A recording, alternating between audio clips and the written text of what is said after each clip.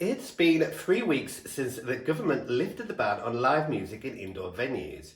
Since then, cabaret venues around London and across the UK have begun to open, with questions already being raised about whether they are following the guidelines correctly.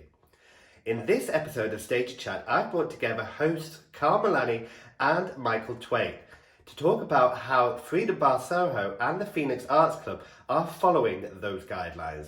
And I also speak to Stuart Saint, who is a producer responsible for getting the Phoenix Arts Club COVID safe.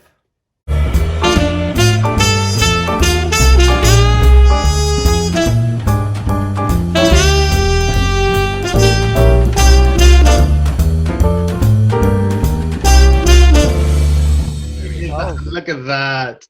COVID secure. Fabulous. Fabulous. Can you talk through it? No. You're like Just the mime. You'll have to mime. Performance Look at you, arts. bitches. Welcome, one and all. How are you, Stuart? I've got a wee I'm PI going tired. on. I'm a little bit delicate as well. I'm on the water. This looks like it could be a large glass of wine, but it isn't. Well, I had What one is vodka. it? You only had one vodka? No, yes. Yeah. Yeah. Okay, right, well, let's start. Thank you, of course, to all of you for taking part in this. So we have the beautiful Michael Twaits without the wig. Yeah. Beautiful.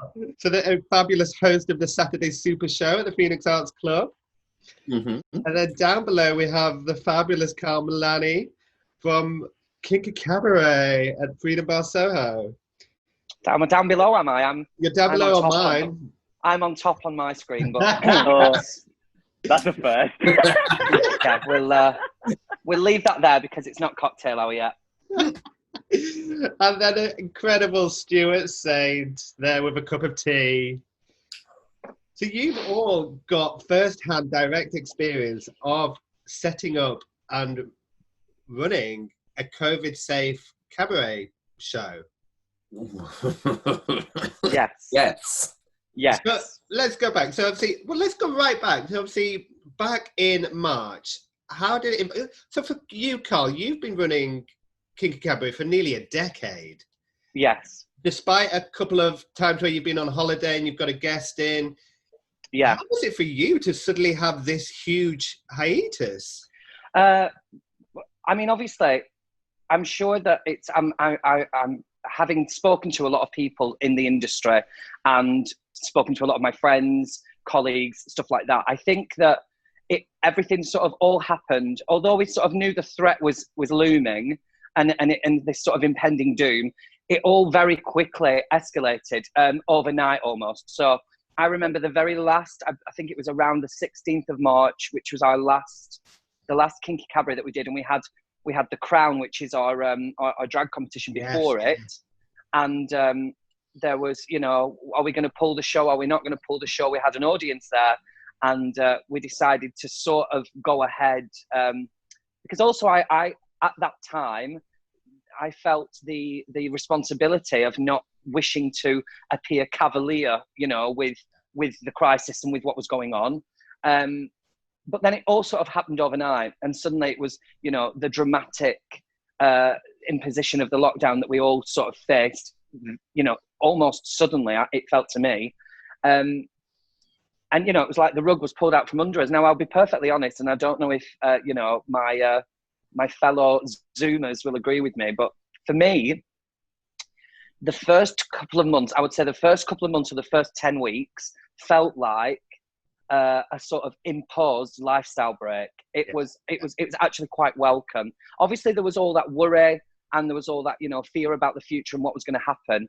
But for somebody who had spent the entirety of last year and the beginning of this year literally moving at 100 miles an hour with, I feel very lucky to say that I was very busy. I was doing a lot of stuff internationally last year as well, which meant a lot of traveling and a lot of long haul and stuff like that. I felt like, wow, okay, let's all catch our breath.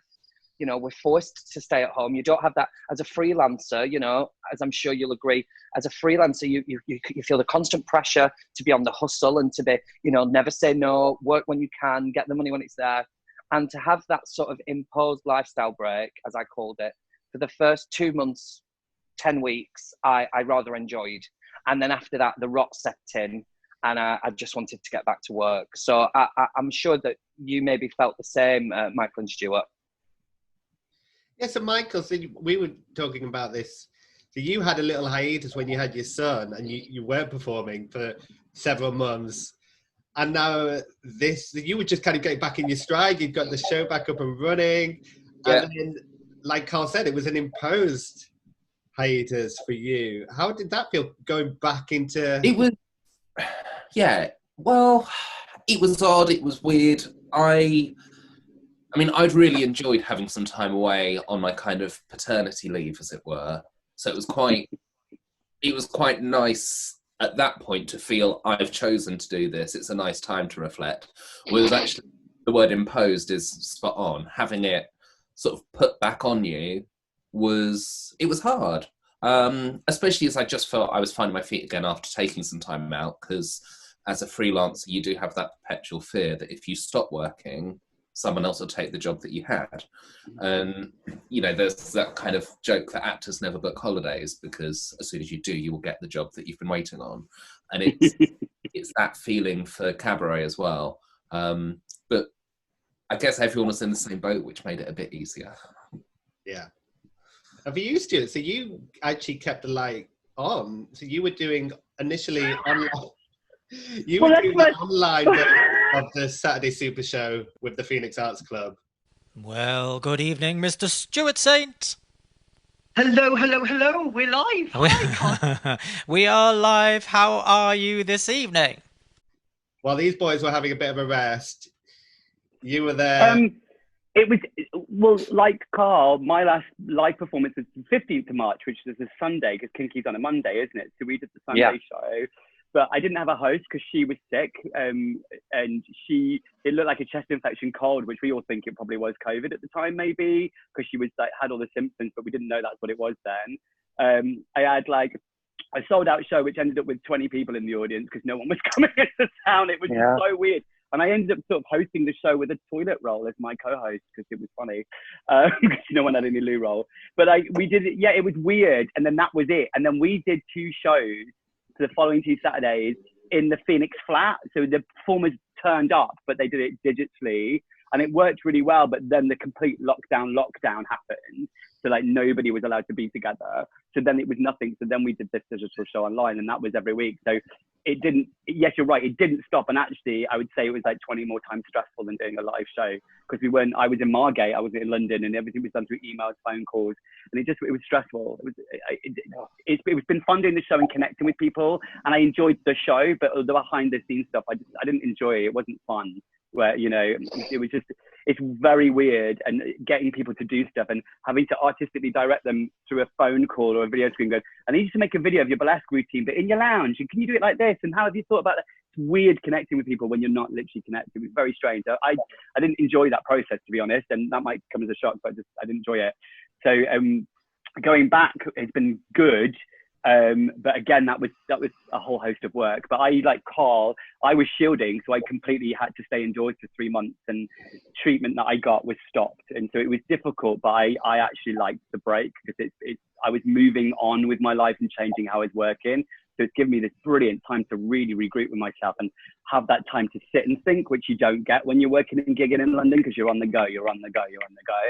So yes. It was a little bit of a gift to have that time. We don't have time to sort of procrastinate, so it was quite nice to do that. So yeah, so then let's move forward to around July time, when they were starting to propose that indoor music was going to be allowed. How were you apprehensive about coming back to live performance? Were you ready? How did it feel? I mean, for me, the most nerve-wracking thing was that everybody was going to see my COVID weight gain. That was what I struggled. We've all got it, don't worry.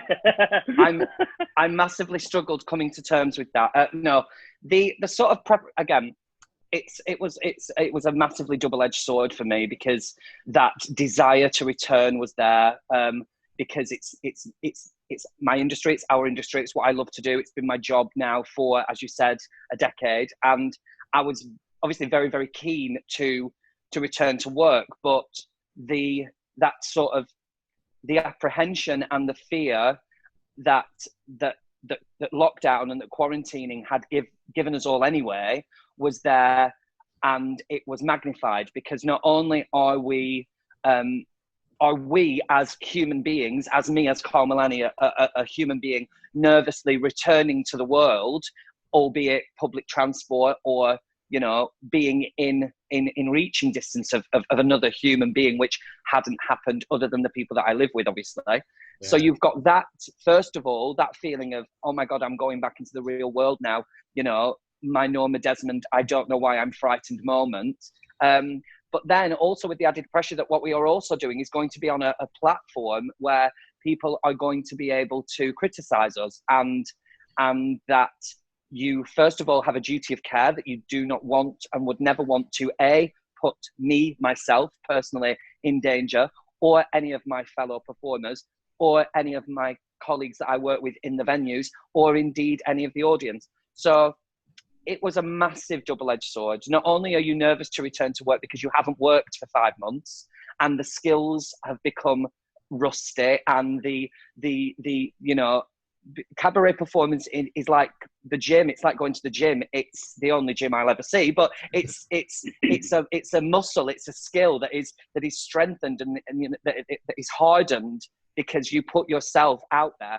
And so that was all sort of broken down. And then you've got the worry about maintaining the rules and regulations and still returning to work. So for me, it was a massively nerve-wracking double-edged sword. Yeah. And for you, Michael? Yeah, much the same. I think it's, the main thing I was worried about, to be honest, was that I am performing, I'm the host, but I'm not producing. So it's where the line is with how we're looking after people and what's happening. There's only so much of that I'm in charge of or in control of, but it's still me that's on the front line of trying to make sure everything's in order. And that's where Stuart and the Phoenix were brilliant in getting everything set up, but also in making sure that I knew exactly what the parameters I was meant to be working in were. Because there's so much you can do with sort of training and prep and talking about it all. And then you add in an audience and suddenly you haven't got any control anymore because you've got 70 plus people all out for the first time in 5 months, possibly, throwing in all the different variables that they possibly can. That ties us nicely onto you, Stuart. So as the producer, during those preliminary weeks where you were building up to going live, how were you getting this information, and how were you...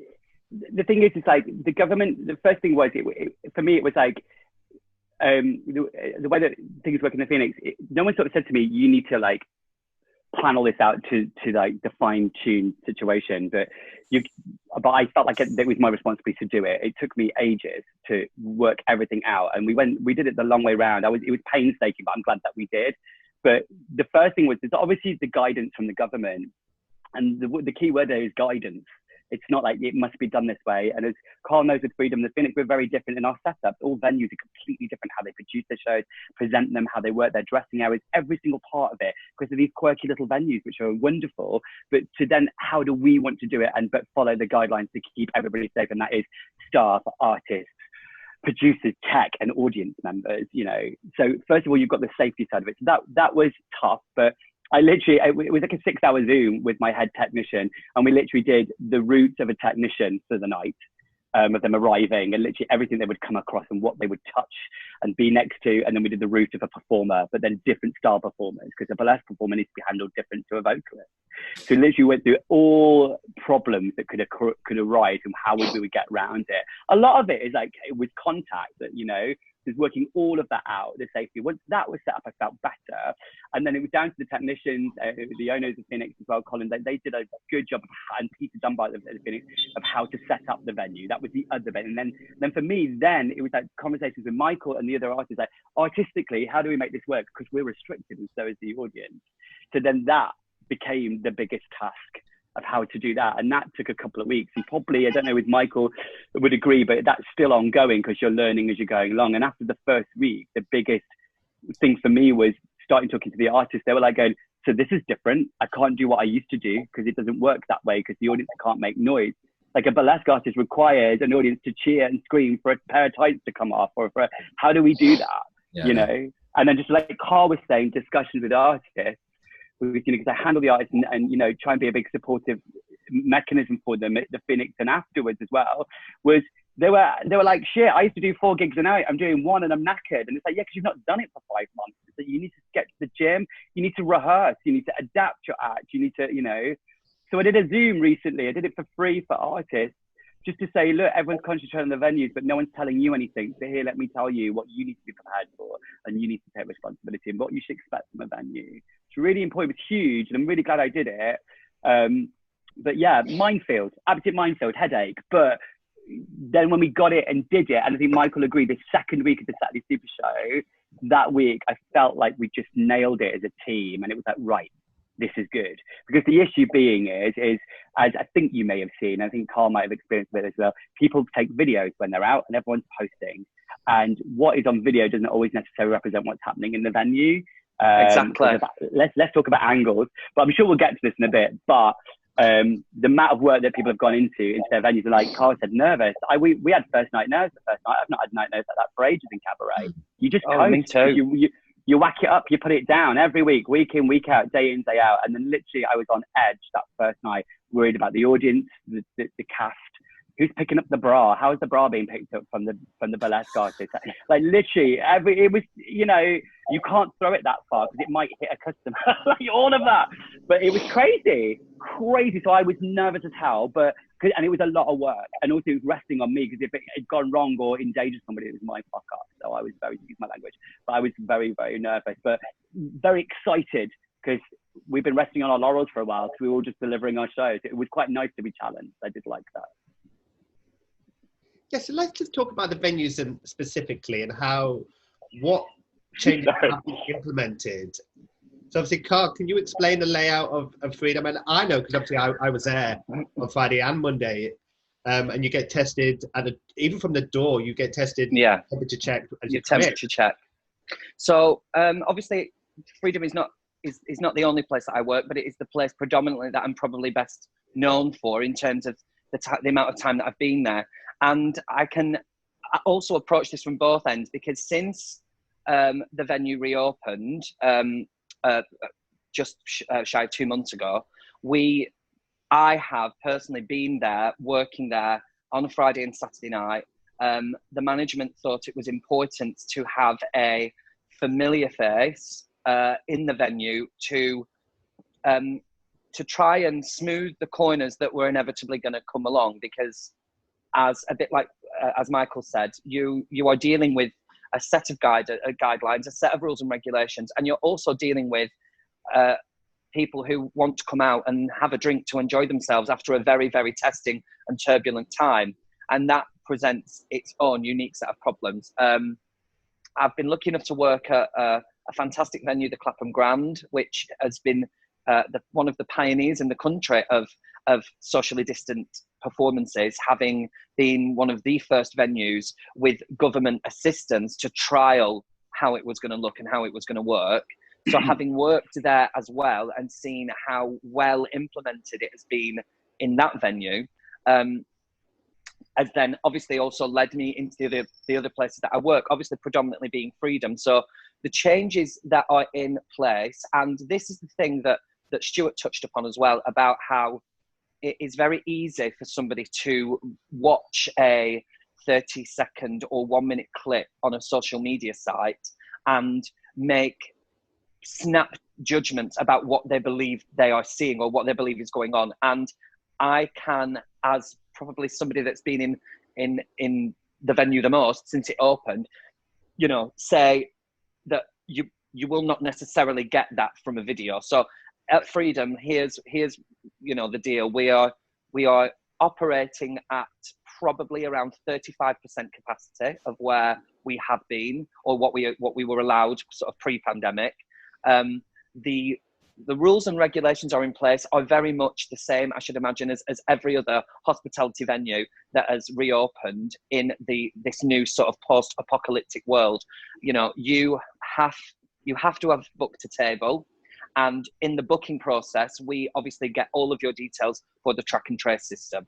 And you also have to, at the time of booking, if you are booking for groups of, say, 4, 6, 8, you have to declare that these are people that you are either cohabiting with or that are happily, to coin this new fabulous word, bubbling with. And we obviously can't police that. That is up to the great British public's, you know, honesty.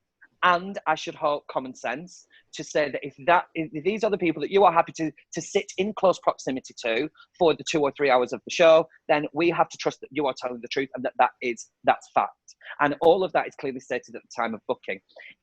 If you haven't booked, and if you know, although booking is recommended, if you haven't booked and you arrive at the venue, then you are temperature checked. You are given a QR code to scan that links directly to our track and trace system, where you and, you know, one member of each party, be that 2, 3, 4, have to give us your details for the track and trace system. So that is, and you also have your temperature check. So the digital laser reader will take your check, and we have the government guidelines of what is safe, you know, what point up to. And we also, side note, had to do this during the hottest heat wave that London has experienced for about 40 years. So obviously, as you can imagine, challenging. Now that's before you even enter the building. Yeah. That those checks are in place. Hand sanitizer obviously goes without saying. I'm personally stood on the door for the first 5 or 6 hours of a shift on a Friday and Saturday night, making sure that every customer sanitizes their hands before they come into the venue. Now, in terms of seating, so especially Kinky Cabaret, the first week we stuck to 70 seats, and those seats, which you may or may not be able to tell from the videos that you may have seen, but if you've been to the venue, will know that obviously we're not. It's not a massive club. It's not a huge club. We'd love to have people, you know, 2 meters away, 3 meters away, but the ruling is a meter. So we know that we have a meter between our tables. Now, the reality of a meter is that it may not necessarily look as big as you think a meter is going to look, especially when you're seeing it on a fleeting camera angle. Our tables are a meter apart. Yeah. Now, you also, because I know, sorry guys, and I know that I'm talking a lot, I'm going to give it over to you in a minute. But I want to comment specifically, Phil, because you had sent me these messages that had, you know, that had people, the concerns that people had raised about the videos that you posted from our performance on Monday night. Baby, when I get you, I know I'm gonna lose my mind. Yeah. I just want to get with you. What's up, Rita? I just want to get with you. Take me to the bedroom. Come on. Take me to the bedroom. Here we go. What?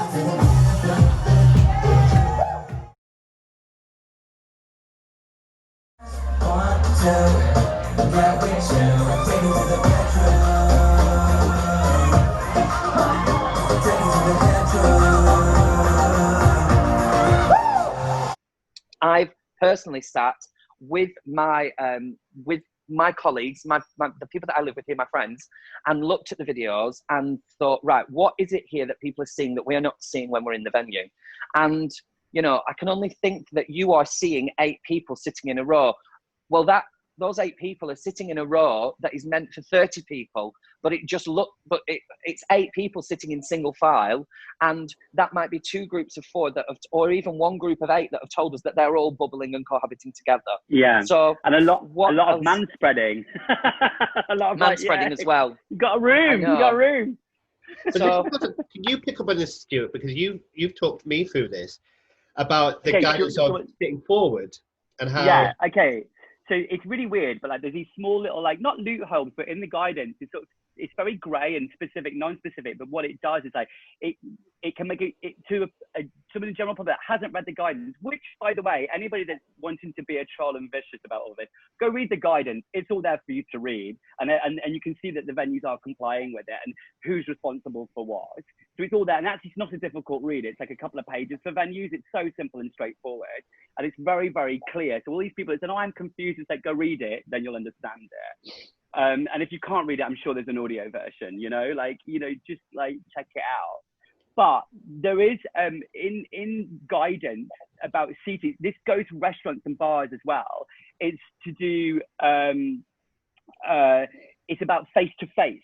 So in the Phoenix, for instance, we've got 70 seats. The tables, and I took a photo, you see, from the back of the room. I'm like, it doesn't look like the tables are a metre apart. But as Michael will attest, when you're in the room, it is clear. But the way we position the tables, obviously in your bubble, you are face to face this way, but actually everyone's looking down. So the audience are not face to face. Apparently, it's more dangerous to be face to face. Now, at the Freedom, your audience is around, so they are face to face. However, they are over 3 meters, like that gap. Oh yes, and it's just it's so everybody's facing in, but there's no it's massively apart, which is the guidance. So that is the issues what we're having with vocalization and volume and singing, why people can't do massive live performance or being close to. When everyone was complaining, why can't the theatre and why can you sit on the plane? It's like, well, no one's singing on a plane, they're singing in a theatre. That's the difference. And it's all about face to face. It's much safer apparently to be behind someone than it is to be in front of somebody. That's why they ask you to social distance side by side and conversation that way when you're walking instead of looking at each other that way. And there's a huge difference. But when you think about vocal projection, what's coming out of you, if you're talking to your mate walking down the road this way and you're talking but both looking that way, your vocal's going that way. But if you're face to face, you're projecting onto each other. And apparently, I'm not a scientist and I'm not a government member, but apparently it's a huge difference. So that is why things are spaced strategically. The meter's there for the meter, which there is a rumour that's going in November, but we shall see. And when we started, there was 3 meters from the stage. And but that's now been removed, hasn't it? From week 1 to week 2, it went down to 2 meters. So that was great for us venues because it means you can get, because for the artistic side of things, which I'd love to talk about later, sure Michael will talk about the challenges he's had as well. But like, it just helps us with cabaret. You want to be really connected to your audience. You're very disconnected in this way.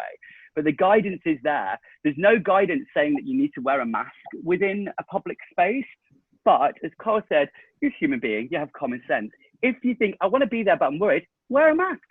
It's your right. The venue can provide the sanitizer. It can provide the 1 in, 1 out, or the 2 in, 2 out for the toilet. It can provide the 2 minutes from the stage, the 1 meter to the table apart, the table service, the temperature check. The venue provides all of that. But then you, as a member of public, it's down to you. Sorry to be so blunt, to blooming behave yourself. And we can instruct, we can do the best we can, but then the shade or the violence or the verbal abuse that I saw online should not be directed at the venue. It's down to the people in the venue to control yourself, and you can only do so much. Even with drinking, there used to be a line of going, if someone is intoxicated, you're not to serve them anymore. That's the law with serving alcohol. That's been moved. There's been suggestion that, if you're serving alcohol, if someone even looks slightly beginning to be intoxicated, you should stop serving them as part of COVID guidance. It's not a law or a rule, but it's just part of the guidance to say, because the more intoxicated people are, the more uncontrollable they are with themselves, the looser they get. But it's down to you as a human being going, I'm going to go out, but I'll have the 2 pints instead of the 10. Do you know what I mean? To control yourself. So I don't like all this, the venues are doing the best they can, and they need to open. Otherwise, they'll be gone. There'll be no venues. There'll be no jobs. There'll be nowhere to, so they've got to open. Most of them are either breaking even or making a loss at the moment, because 70 seats isn't cutting it, but they're managing to put on a show with performers, paying people. So it's really hard. So like all this shade being shouted out through a video footage, if you really, really, and I'm being a bit, very blunt, but if you really, really gave a crap and you really cared about it, you'd be angry at me, I don't care. Go to the venue and see for yourself. And if you don't like it, you can leave, but you'll see that it works. Don't be looking at some video online and start bitching about it. Get over yourself. Like, this has been a hard time for everyone, and we're always trying to make our way back in some way. And if you don't want to go, don't feel safe, then don't go. That's fine, but you don't have to bitch about it online and bring the venue down. We've all been struggling, man, to pay our rent, to carry on, and we're trying to make a go of it here with these massive restrictions. Like Carl said, they've done all this hard work. You have to stand on the door now to make sure people are sanitized. You do it. You're sure you do it in a colourful, fun way to keep everyone entertained. So it's not a chore. Yeah, and you do all that, and then people have a bitch at you. It's not on, so people need to shut up, in my view, and get over it, and go and appreciate what's been done, support what's been done. If you don't like it, don't go, that's fine, but go check it out. It's a lot safer than you think it is. That's my view. If you hate me about that, I don't care. I'm so tired of it.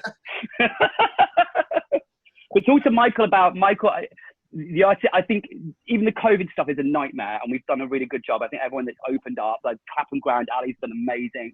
So many people, even Ivy Page, who's our host of our Friday night at the Phoenix, she did one of the trials as well. She wrote the whole pitch to write this pitch to get a trial, then to trial an evening of burlesque, to then give the government data, all this work that's gone into it so we can reopen and supply work and supply entertainment. It's crazy. Then you've done all that, you go on stage and you're restricted. And Michael's done I've not seen Carl at work, but Michael is an incredible job. We've worked well together. And I was, a week ago when I saw the last performance I saw of Michael was incredible. And like to get an audience to respond to a show without making a vocal sound, but keep the same atmosphere was, I told you I love you for it. It was brilliant. It was really, yeah, I would talk about that because that's huge.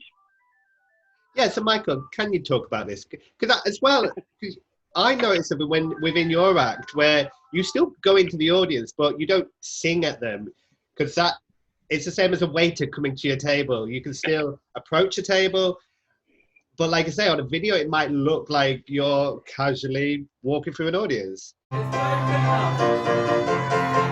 And stop! Oh, back of the room. Now, straight away, I am wondering, I don't care about the artists, I want to know, are they fashion glasses or are they prescription glasses? I just needed to know. Sometimes I see people on the street and I just stop them, because when people have really good glasses, I'm like, were they real? Are they real? Well done you. What are we thinking? Ariana Grande, Sarah, by the way. So talk us through that and how you've had to modify your performance. Well, the first week I didn't go into the audience at all, but the first week we were kind of finding our feet with it all. But what Sarah Poddleby, my pianist, what we've always done is improvise a set list, not make up songs, but we don't know what we're going to do. We talk to the audience if they're more musical theatre or more pop, and we do whatever they want. But normally we do that through people shouting and jeering and almost heckling requests at us, so that we end up doing ridiculous medleys that are like Les Mis going into Nicki Minaj and whatever. But fabulous. We can't do that these days. Oh, no, go away. Sorry, guys. That was Nicki Minaj. That was Nicki Minaj's people saying. It was a cease and desist. WTF is going on. I love we're talking about this, but like we're 6 months on with Zoom and we still can't get the handle of it. I love it. Zoom. I'm so over Zoom. Yeah. If I never have to go on Zoom again, I'll be delighted. Me too. Yeah. Sorry. Carry on. So you were saying about, but with that element of keeping it live is important to me. Not turning, if they wanted Park and Bark Cabaret, they shouldn't have bought a ticket to see me. I don't just walk out and sing, "This is my next song, I hope you enjoy it," and then sing whatever it is. Yeah. It's all about the spontaneity. So it was finding ways to get a response from the audience without them all shouting out. And we realised it was easier for me to go to the audience and then they don't need to shout. So it's just finding ways to pick the right table to go to and talk to them.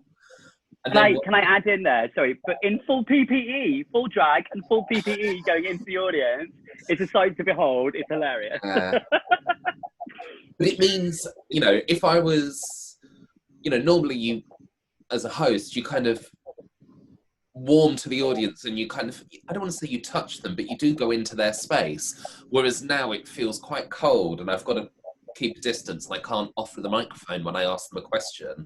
You've got to be leading by example of how you want people to behave. It's saying, yes, we can still have fun and we can do all the things we used to do, but in a slightly new, safer way. So yeah, going into the audience is something that I was not anxious about, but because I'm confident that I've had sufficient training and talks with everyone at the Phoenix and Stuart about what we're doing and where the lines are. However, it takes one badly angled photo and suddenly, drag queen coughs in table's face or whatever is the yes. blog. As well, so Carl, how do you both? Are you finding audiences? Are they receptive? Are they keeping in check? I mean, Carl, you had a beautiful phrase. Just keep it cute, guys. Keep it cute. Keep it cute. Yeah, we've got to keep it cute. I think it's difficult, and I'm sure Michael will agree with me. The role of a host, the role of a cabaret host, or certainly the way that I play it you're the hype man. It's my job to get an audience to fever pitch to welcome the next performer, whatever it is. There are certain things that you have to do before you introduce a comedian. There are certain things that I do before I introduce a burlesque performer. That to get an audience in the right atmosphere, in the right frame of mind for what they are about to see, and ultimately, you all want to, and we all want to, as performers, hear the deafening cheer and applause. At the end of whatever it is that you've delivered. The role has, at the moment, post-apocalyptic, post-COVID cabaret has completely changed, because now my role as a host is not to enthuse and to, sort of hype. It is to subdue and to calm and to say, especially at Freedom, because we all know what Freedom's like. Freedom is where you do go down to drink excessive amounts of Point Star martinis and embarrass yourself in front of your loved ones and colleagues on a pole. Well, that can't happen. That is not happening. I made the decision and obviously I discussed with Nathan, who produces Kinky Cabaret, that we should, for the first time, we should begin the show with a formal recorded announcement like you would hear in a theatre. And the reason that I wanted to do that was to clearly signpost from the very beginning that this is not the same as it was before. That things have changed, in that announcement. And I do try and do it in my own, my own inimitable way of there are gags thrown in and everything else. But the message is, stay in your seats, don't scream, don't cheer, don't shout, and behave yourselves. Because this is what we're here for. Now, we do that, and then the show starts, and inevitably you are going to get the odd one, the odd table, who want to, when a certain song is performed or when something is performed, want to stand up and want to cheer and shout. That is enthusiasm. It's mixed with alcohol. It's mixed with months being pent up at home. There has been on a couple of occasions where I've felt, people are getting too rowdy. But again, the way that we have to deal with that is I just have to say, look, guys, please remember where we are and what we're doing, and please sit down and keep it cute, keep it calm, And I have to say that with the very, very, very few exceptions of a couple of bad apples, maybe, where you're always going to get in any walk of life, where some unfortunate queen has had far too much to drink, you're always going to get that. But I have to say that on the whole, from the door, throughout the venue and throughout the night, certainly at Freedom, audiences are respectful, they are understanding, they are aware that potentially being out on a night out, however different the landscape may look, is still a privilege considering what we've been through, and that 99.9% of the audience members that I've interacted with over the last few weeks have been nothing but sort of A1 students of the regime. So, I can only thank our audiences for understanding that and for being responsive to everything that we've asked them to do. And everybody's aware, as I said, everybody knows that we're on a night out. Let's not fuck it up. Excuse my French. And let's talk about positive to it all. I mean, Michael, how did it feel to sing in front of a live audience and see them again? How has it been? It was insane. It was brilliant. Ma, ma, ma, ma. your wordsmith. I wanna hold them like they do in Texas, please. Hold it, let me play it, yeah, baby, stay with me. Love and intuition, play the cards with spades to start. Then after he's been hooked, I'll play the one that stole his heart. So, I'll get him hot, show him what I've got. I'll get him hot, show him what I've got. The first night, it was almost like it became a theatre show, though. The audience were so well behaved. They were receptive, but you could just... It was almost like it had stepped over that cabaret line, though, to becoming, someone's on stage, we'll be silent. Oh, we'll clap. And that was it. It was... I think everyone was hyper aware. So we had the joy of performing, but it didn't feel like proper cabaret to me. Whereas the second and third weeks, you can just see people are relaxing into it now, and they're used to being out the house again, and all the parameters that are in place. It sounds so extreme and so ridiculous when you itemize everything that venues have had to do. But actually now, in our daily life, we're used to the fact that you go into a shop, you hand sanitize, you go on the bus, you put your mask on. It's all becoming slightly second nature. And therefore, people are actually doing really well as an audience and finding the right balance of having a good night out and appreciating a performance. And that, as a host, meant I am not working quite as hard at all the new stuff. I can actually go back to doing what I'm paid to do, which is just kind of conducting the evening and making sure everyone has a great night. I think. And it's the same for you, Carl. How was that first night back at Kinky? I think, well, we've touched on this already, but first of all, sort of extraordinary nerves. Yeah. Like a very, very different type of nerve than I've felt in a very long time. Yes, you always get a bit of an adrenaline rush before a gig. Always. You always get that, here we go, butterfly time feeling, you know, like, this is what I love, here we go. But that first one back, especially the first Kinky Cabaret back, it was overwhelming. And I'd done as is my way, I'd rewritten a version of Into the Unknown from Frozen 2, about where we were and what was happening and what we were doing, with certain references to it all.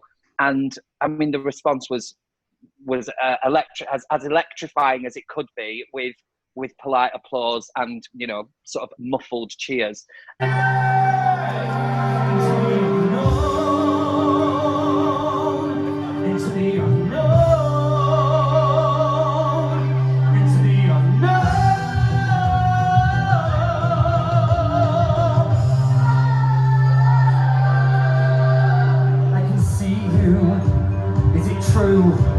It's real life, people.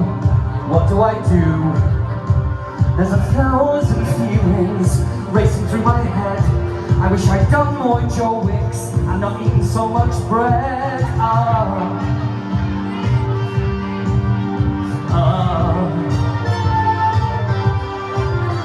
But yeah, like overwhelming, like emotional as well, as sort of camp as that sounds. I was like, oh my God, this is really special.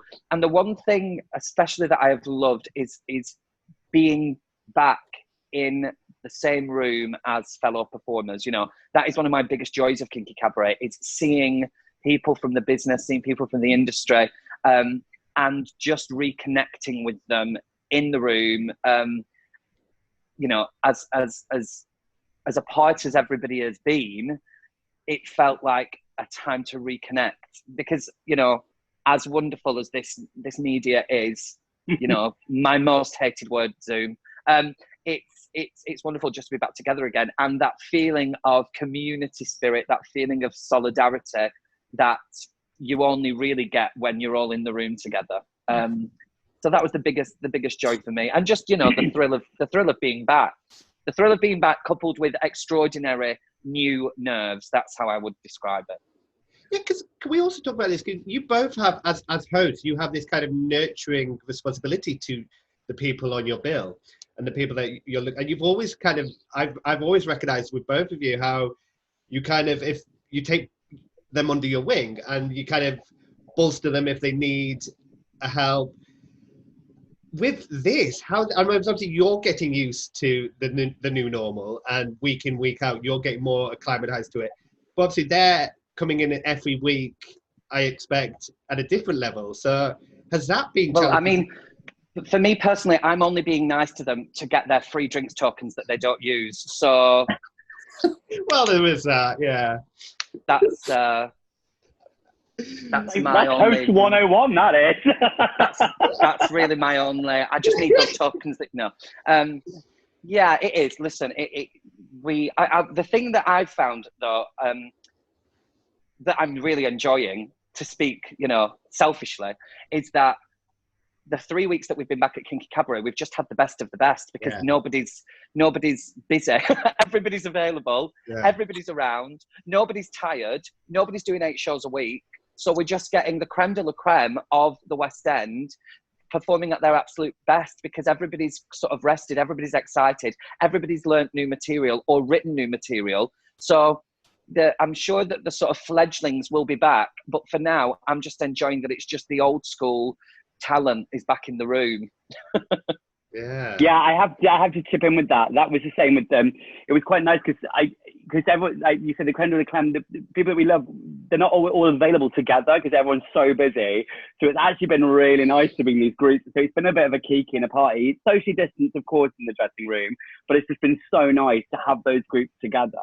We've been sharing a lot of concerns during lockdown, but also just to sit there and just. I was with Demi Noir and we were just sitting there looking, and she was like, "We're doing it." I was like, "I know." I was like, "This is," but it was just it was very overwhelming. It was very Twilight Zone because it was like we hadn't not done it. Do you know what I mean? But it was very strange that first day. But yeah, being with everybody and having everybody around is amazing. And also to be able, from my point of view, to support everybody, that's what I do. That was what I did, because I'm no longer at the Phoenix Fest we've done now, but that's what I did there. For me, relationship with the artist is massively important to support them. And I remember Demi, it was her first gig back, and between her first set and her second set, she was like, after she came off, she went, "I don't know if that was any good. It was so different," because not used to not having the cheering and the whooping. I was like, "No, it was excellent." And it was like, you're going to have to find ways to connect with the audience. I just didn't think about it, but we sat, discussed it, thought about it. It was really, really nice, and everyone was sort of chipping in. And it sounds really, really cheesy, but it was really lovely in an artistic way that everyone was sort of sharing and helping and supporting each other, because everyone was overwhelmed, excited, but also freaking out all at the same time, and just going, okay. And these are like the seasoned people that really know their stuff. So them feeling out of sorts was just so interesting, and being able to support everyone and go, "Look, this is going to be okay," and maybe think about this or think about that. That was really nice to do, and nice to see people use those things. So that was Michael. Between our first and second week, we had quite a conversation, didn't we, about how the hell we are going to do this, and the fact that then we did it. And for me, watching the show, it's always really lovely to see that it works, that everyone's input works, and then the audience responds. And it working, so knowing that we can do this and we will be able to continue, and hopefully things will just continue to relax and make it easier. So, yeah. Yeah. Do any of you have apprehensions about how it's going to move forward, whether it's going to get worse, whether guidelines are going to be reinforced, or have you started to comprehend, or even if they just shut it down again, are you ready for that? I think in general, you have to sort of, just for your own mental health, for everybody really, but especially in our industry, just be prepared for anything, that it could be shut down again and started up again. I call it the yo-yo effect. I think until we get to spring next year, those eventualities could be possible. Not a nationwide lockdown, but I'm sure it could be, it could not be. There's lots of rumours about we're going to have a bad winter, but we don't know. So I think as performers, it's good to prepare for all eventualities, to enjoy it, but not to go crazy with yourself and be like, right, that's it, we're back now, and be that deluded. Just to be aware that lots of possibilities could happen, and then I think you could manage your own mental health. That's certainly what I'm doing. I'm fully expecting that my doctors have told me I may have to shield again in the winter for a couple of months and be locked up again. And if that's the case, I don't want to. It makes me angry, but if I have to do it, I have to do it. And I'd rather know that it's a possibility than not be oblivious to it, and then it really messed my head up. So I think it's just best. With the shows, we went to open, didn't we? And then it got taken away for another 2 weeks.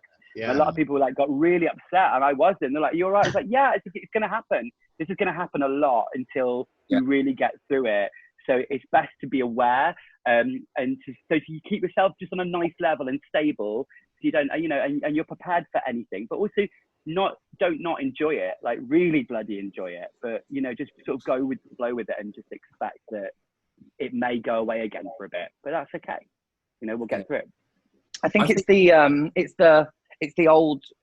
I know that the phrase has been bandied about a lot, but the sort of corona coaster, just riding that wave, and ups, downs, take the rough with the smooth, the bends with the turns, the upside down, the loops, it's all going to happen. I think that for me, we just have to hope and trust in the common sense of the great British public, that people are doing everything that they can to stay safe and to stop transmission as much as possible, and find our way through it. But by our very essence of who we are as performers, we are resilient creatures, and we've got this far. We've got this far now. 2020, the end is in sight. We've just got to stick together and keep going and wash our hands. And is scarlet fever coming back, Carl? That's I can't discuss. That's a prescribed word. I'm sorry. Knocking that Chardonnay back, girl. We've been enough. That is sparkling water, you bitch. That is. Listen, yeah. Scarlet fever was a pandemic in its own right, so we cannot discuss that. Oh, amazing. Moving on. Look, sparkling water, I'm not lying. Origin Finest. Other supermarkets are available. Amazing. Well, that's been really, really helpful. Like I said, because I came and saw both your shows, and I personally felt safe and comfortable in that space. And I was surprised when I posted it, because obviously I posted those videos to champion the artists and the venues, and to recognise the work that everybody has put in to being able to open these. And it surprised me when I got that kind of reaction. And I didn't dismiss it, because obviously they were they were entitled to it. And to address it just one more time, especially on behalf of Freedom, Bar Soho, because we faced a lot of criticism. This is to say that we are doing our absolute best to keep our customers safe. We have taken every precaution that we can, and to manage this situation that we all found ourselves in, that nobody could have planned for. The steps are there, the measures are in place. Everybody is working very hard to continue live performance in some way, shape, or form. And the people, the detractors out there who are saying, well, this is appalling when the West End is closed. I'd just like to say to those people that we are one of the venues who are giving West End performers an ability to take the small first steps back into paid employment, and it may only be, a couple of songs here at a gig 1 week here, but it's something. And in an industry that has been absolutely brought to its knees, what we need to do is to support each other and lift each other up, and find ways of progressing further out of this situation than to bash the very limited and small businesses that are trying their best to produce live work. So please, before you post and before you condemn, please visit the venues yourself. Yeah. Please visit, see the performances live, and form your opinion and your judgment then. But for, my sort of closing statement would be to just support the small businesses, especially small entertainment venues, small cabaret venues that are trying their best to take steps out of this. Because if we don't, they may not be around.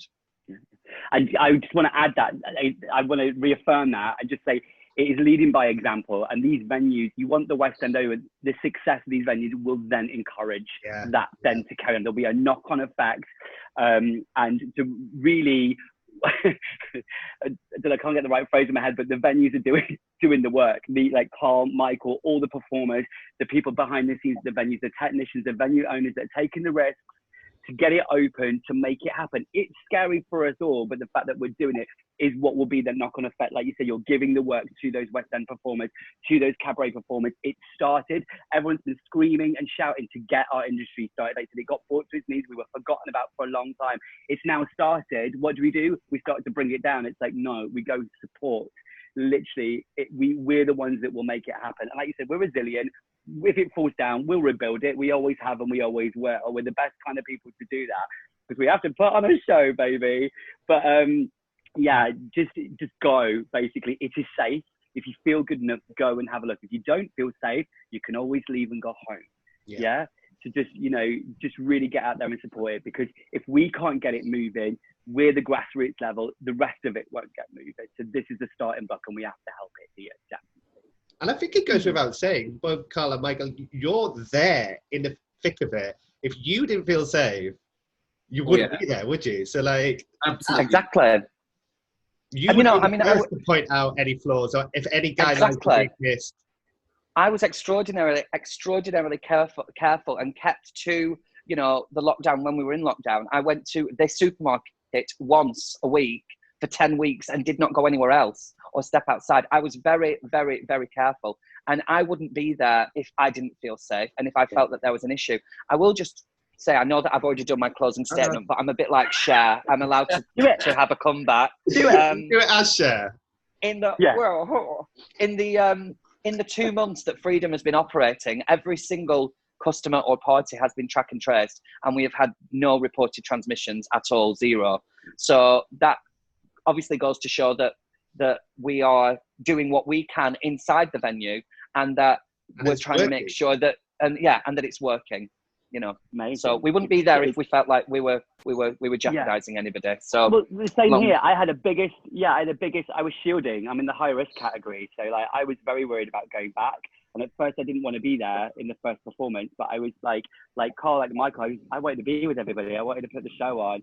So I decided that I was going to do it and protect myself. But actually when I was in the venue and the way that the public were responding and acting in such a good manner, I'd never felt safer. I was more safe in the club than I was now, because I can go to the supermarket, than I feel like I am in a supermarket when somebody's reaching across me. So I was very, very nervous about it, but it was brilliant, because like you said, people are actually being very respectful and being very well behaved. It's really good. Yeah. And I feel as a performer, it's actually safer than it is as an audience member, because as an audience member, you're in amongst people and you've got to rely on everyone. As a performer, you've got a very clear stage area all marked off. You've got your backstage area.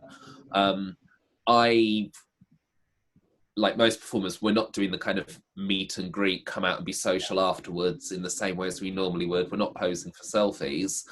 So it's completely, in a way, I feel safer as a performer than I do as an audience member. I haven't yet been. I keep saying, I need to go on a Friday and go and see Ivy.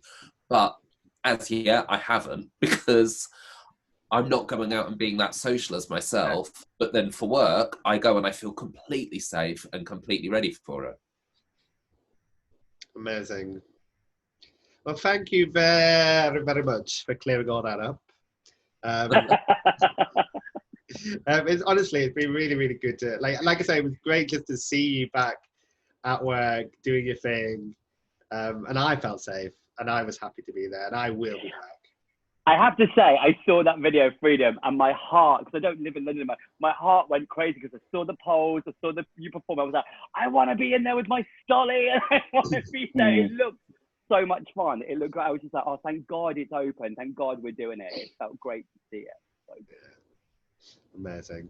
Right, well, keep safe, everybody. Yeah, look after yourself, everybody. It's good to talk to you guys. Thank you very much. And wash your hands. And wash your hands.